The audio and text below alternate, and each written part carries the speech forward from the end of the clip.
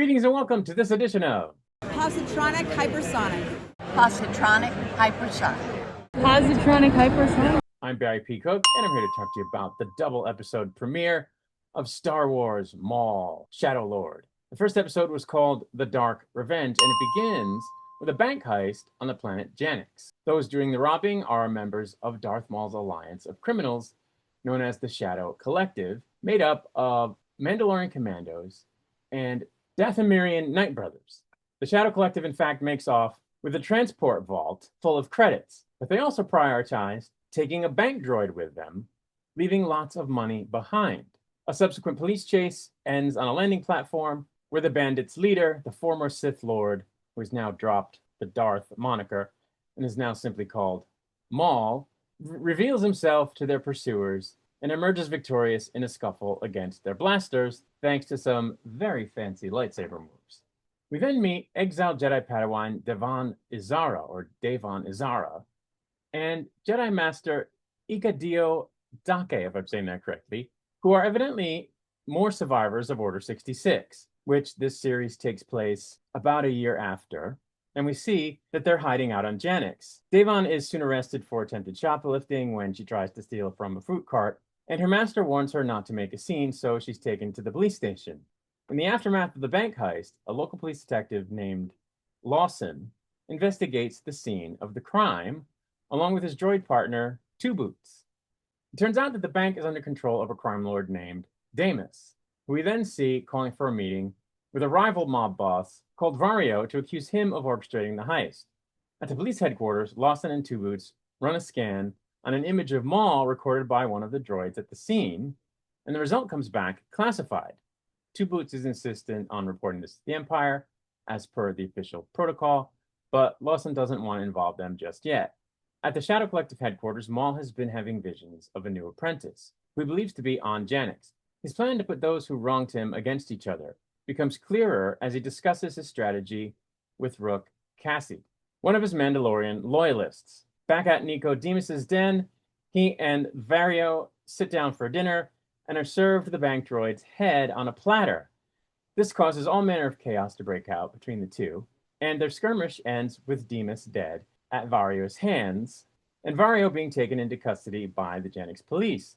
During his interrogation, he spills the beans on the Shadow Collective and asks for protection from Lawson and Two Boots, who place him in a holding cell across the hallway from Izara. Then there's a crazy action sequence in which we see Maul and his warriors invading the police station, taking out a bunch of security droids, and springing Vario, who manages to have his life spared in exchange for information on the Pike Syndicate, on whom Maul is also seeking revenge. Before he leaves, Maul senses the exiled Padawan's presence in her cell and opens its door. She immediately recognizes him, utters his name, and the episode ends as she is consumed in shadow. The second episode was called Sinister Schemes, and it kicks off by picking up immediately after the cliffhanger ending of the previous episode, with members of the Shadow Collective escaping the Janix police station's detention levels via a vertical shaft with two new prisoners, the crime boss Vario and Devon Izaro. This, of course, leads to another really cool chase sequence that takes up the first half of the episode and concludes with a showdown in the streets between Maul and Jedi Master Ikadio Dake, who, again, I'm probably butchering his name. In order to finalize his escape, Maul uses the Force to pull down an elevated walkway, endangering pedestrians above everyone. Naturally, the Jedi Master chooses to protect the innocent, using his own Force abilities to stabilize the walkway, as police detective Lawson and Two Boots use a commandeered garbage scow to rescue the bystanders. Maul and his Mandalorian/Night Brother warriors get away and imprison Vario and Izara within pod-like cells at their hideout, with Vario being pressured to deliver on his promise about providing information on the Pike Syndicate and their spice dealings in exchange for his continued existence. Maul wants to exact revenge on Pike leader Krim, but he also sees Devon as a weapon that he can use against Darth Sidious, who of course is also Emperor Palpatine. Maul begins his efforts to manipulate Devon with temptations concerning powers that he says the Jedi Order would never have taught her about. She resists at first, of course, asking to be set free from her cell, to which Maul replies that she is free to leave whenever she wishes. In a casino out in the city, Lawson seeks information on the underworld from a contact named Rena Saul, from whom we learn more about what happened to the Shadow Collective in the immediate aftermath of Order 66 and Palpatine's rise to power. Basically, the individual syndicates disbanded and went their separate ways, abandoning Maul as their boss. Before the episode ends, we do in fact see Devon using her Jedi powers to manipulate the Force in such a way that she's able to escape herself.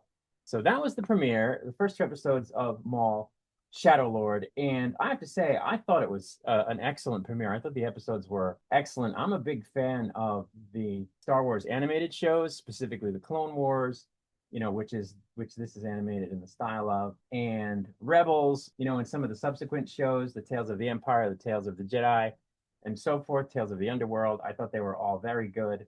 And I think this show is so far living up to the quality of those shows. I am amazed that they've gotten so much mileage out of this Darth Maul character, which of course died in the first movie he was ever featured in, only to be resurrected during the Clone Wars, and who is at this point in the continuity dead again because he dies in Rebels, spoiler alert, which takes place, of course, after Return of the Jedi. So you have to do a little timeline juggling. This takes place about 18 years before the Battle of Yavin, the events of Episode 4. So at this point, Luke Skywalker is a baby. This is about a year after the events of Order 66. So Maul is enjoying his second chance at life at this point and is out for revenge against the people he feels wronged him. And I think they set up a great story. Some of it's a little bit rehashed. He's going to try to tempt this Padawan to becoming his apprentice. We've seen it before. But, I'm curious to see where it goes. I like the involvement of these sort of rogue Mandalorians. I think that's going to be interesting. I'm interested to see more with the Pike Syndicate.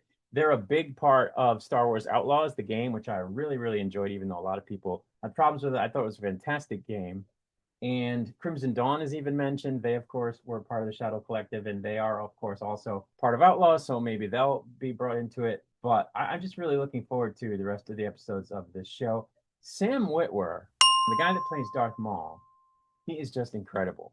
Like, if you watch him in some of his other things, his live action roles or what have you, he just comes off like a normal dude with a normal voice.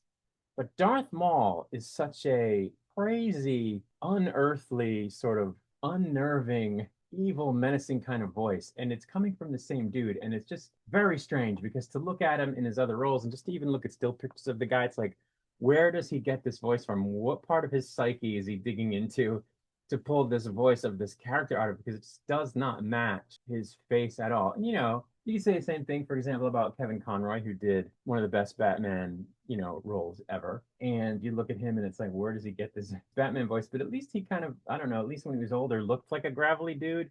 It's just crazy to me that this Sam Witwer guy is able to pull off this crazy Darth Maul voice. But I think it's excellent. And I can't wait for the rest of the episodes. I'm going to do my best to cover the whole season. So if I manage to do that, I'll be back with another video about the next episode. For now, I'm going to get out of here until I return. May the Force be with you.